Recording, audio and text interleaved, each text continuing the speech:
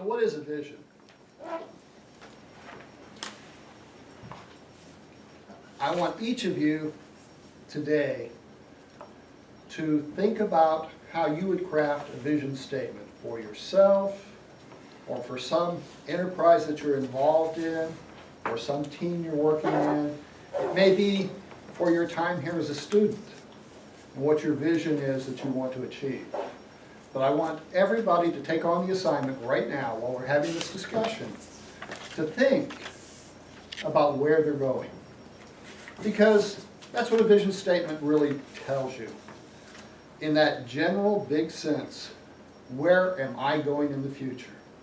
Can I see some destination that I've pointed my compass toward and that I'm trying to move to? Have I thought about all the possibilities for myself, for my team, for my organization, for the future? And considering those possibilities, have I crafted a clear, ambitious, but achievable vision for where we're going to go? Now, Toastmasters International has kindly provided me with a presentation that goes along with this and a guide.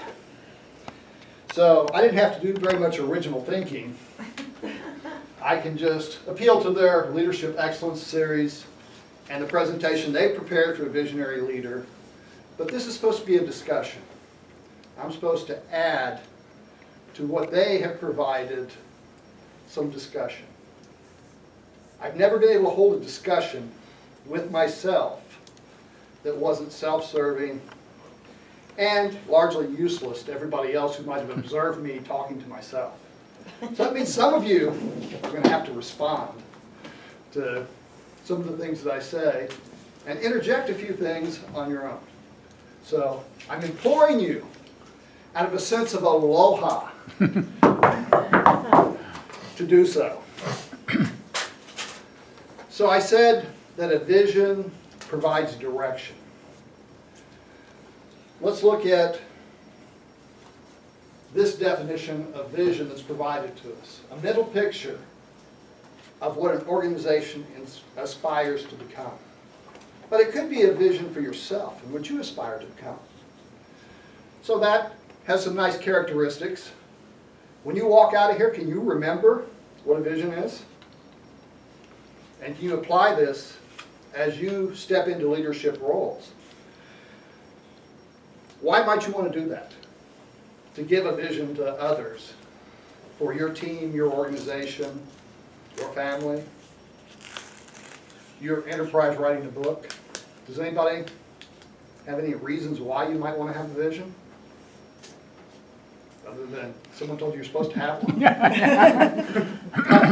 Yes, I have a vision of finishing that darn book I started a year ago. That's finishing that and doing all these things that our lives should take us toward in a positive way, because this is one life, we better live it correctly. So you're envisioning how you're going to get to the end of that road that produces the book that you want to write. Correct. Carrie, you raise your hand. Why do you want to have a vision, or why would you want to have a vision? A vision gives me a clear path. So if I have a vision that I want to bring peaceful techniques to people, organizations, etc., then that gives me a clear path so that all of my other work goes towards that directive. So it helps you make decisions, Right. because it gives you a context for your decision making and a test that you can apply. If I do this, is that moving me forward on my vision? Or should I be doing that? Because it's more important to do that to achieve my vision. Any other ideas on why you might want to have a vision? Pat? It's kind of like having a carrot in front of you for a project, and you vision the book published and on bookshelves and leaving the shelves, and when you believe it, you'll see it. There's a lot of When people make a public, effortful commitment to do something, they are much more likely to follow through and actually achieve that goal. So if quietly you think you're going to write a book, but you don't tell anybody, you're much less likely to write that book. If you begin to walk around and say, I have a vision for this idea that I'm going to communicate to people, and I'm going to write a book that explains this, now you've put yourself in front of everybody, Shame. and all those social factors will help you. So that vision does that. There's one other really good reason to have a vision, and I'm sure that a Marine can tell us why he has to communicate a vision to his Marines. Otherwise, they're going to be not know what they're doing, which is still the majority of the time. Exactly. We don't work alone on most things. We work in teams. We work with others. When it's clear to other people what you're trying to accomplish, it's much more likely that they can make decisions and take actions that are going to help you to accomplish that vision. So, a vision statement provides a general direction, context for decision making. In an organizational sense, it can affect how you structure your organization and how you structure relationships within that organization and with others outside the organization. So that by being general and providing direction, you accomplish things that are important to you at that high level. Now I want to introduce an example. The Army just finished up a couple of major operations, not quite done in Afghanistan. We're doing a little redo in Iraq. But it was time for the Army to look at itself and ask itself if we had an appropriate vision for the future. And that task fell to General Perkins, who's the commander of TRADOC, and he's one of the people in my chain of command. My boss works for him. And he had to craft a new vision statement for the Army as part of what we call the Army Operating Concept. So he looked out at what we did well and what we didn't do well. He consulted a lot of bright people and a lot of people with institutional knowledge about the Army. And he looked back on how doctrine had been written in the past. And he came up with a vision statement. 5 words. Win in a complex world. This vision statement, he and the Chief of Staff of the Army and other leaders have communicated to hundreds of thousands of soldiers, to tens of thousands of civilians. This is what the Army is about in the future. We're going to win in a complex world. He agonized over every single word. What had we not done for the nation that we should have done in past conflicts? Clearly win. That has implications. Win is a strategic level concept. The Army fights at the tactical and operational level. Now the Army is inserting itself into the business of winning strategically, because it's not enough to win a conflict. It's not enough to win a battle. We have to win strategically for the nation. Why in a complex world? Well, if we just restrict ourselves to combat operations and to the things we do well, we know we can win against anybody in the world. Heck, we'd even take on the Marine Corps if we had to and win. And that is the most daunting task that we can imagine, because with due respect to the Brits and some of our allies and some of our adversaries, the U.S. Army and the U.S. Marine Corps are the 2 preeminent land forces in the world, bar none. Trust me, I know this, it's my job to analyze it. So win in a complex world. So let's look at the characteristics of a vision statement and think about that win in a complex world. Is it clear? Is there anybody who doesn't understand what the Army means by win in a complex world? Is it challenging? Well, heck yeah. You know, it goes beyond what we control. You know, we can say we're going to win battles. We're going to say that we're going to conduct certain types of operations successfully. We can say that we're going to reduce our own casualties, or we're going to minimize effects to civilians, non-combatants, and other things. We can close with and kill the enemy. But can we win? And can we do it in very complex situations? Not just knowable situations, but situations that we can't anticipate. Heck yes, it's challenging. Is it general enough? I'd be hard-pressed to be more general than win in a complex world. Is it people-oriented? Well, we're all about people in the Army. Our soldiers execute the tasks that accomplish our objectives and ultimately lead us to winning. It's all about people. And everything else, the weapon systems, the doctrine, the other thing, comes second to people. Is it an inspiring sort of statement? It may not inspire you, but if you're a soldier, if you're an Army civilian like me, it's very inspiring that we aspire to help our nation to win strategically in the future. And it's easily communicated.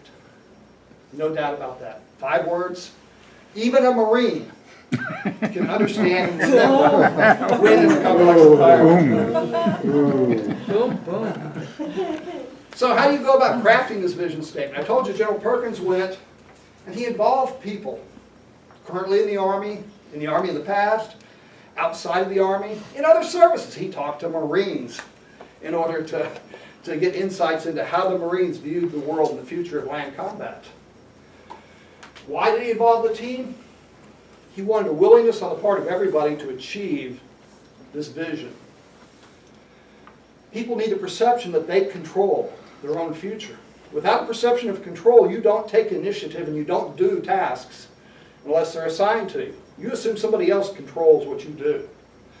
It fosters cooperation and collaboration. This is a hard thing to do. How are we going to do it? Then you have to communicate that vision. General Perkins, General Odinero, who's the Chief of Staff of the Army, other Army leaders have gone around.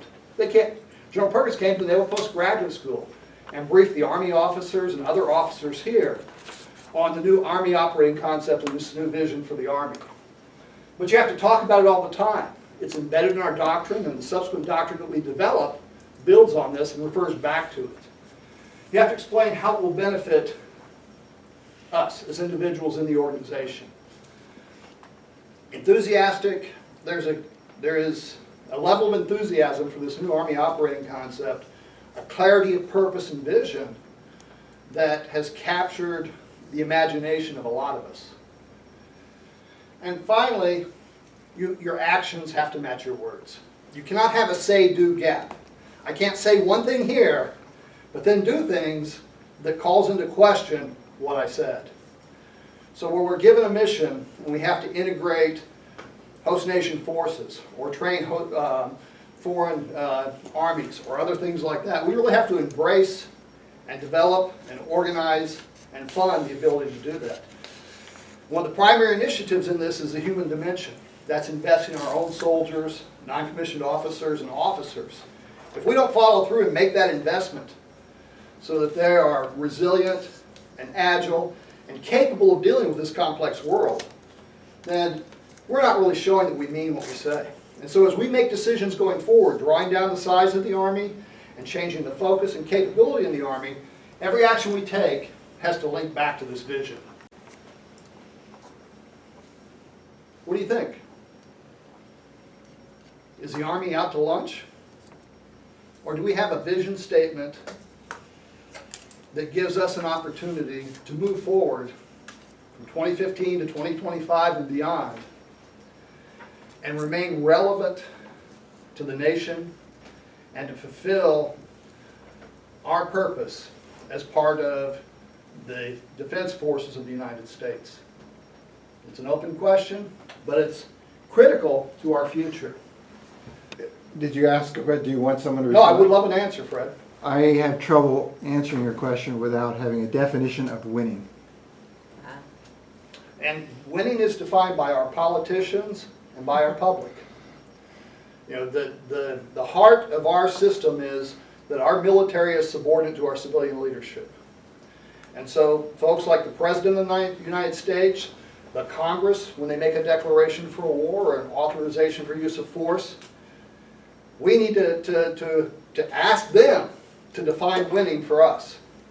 But also, we're a republic and we're a democracy. And what the people feel about what we're doing matters. And so if popular opinion believes that we didn't win, then we didn't win. Even if we achieved a whole checklist of objectives. And this is why this is ambitious and difficult. It's because, you know, and why we have to give clarity to what we mean when we say win. And our gut feeling is, too often in the recent past, we haven't won. Not the way that we can claim we won in a place like World War II. Finally, a quote. This is the heart of the Army's concept for mission command. The idea that you empower people to take initiative. A vision statement empowers people to make decisions and take actions that move toward that ultimate end state that you're trying to achieve. Thank you very much.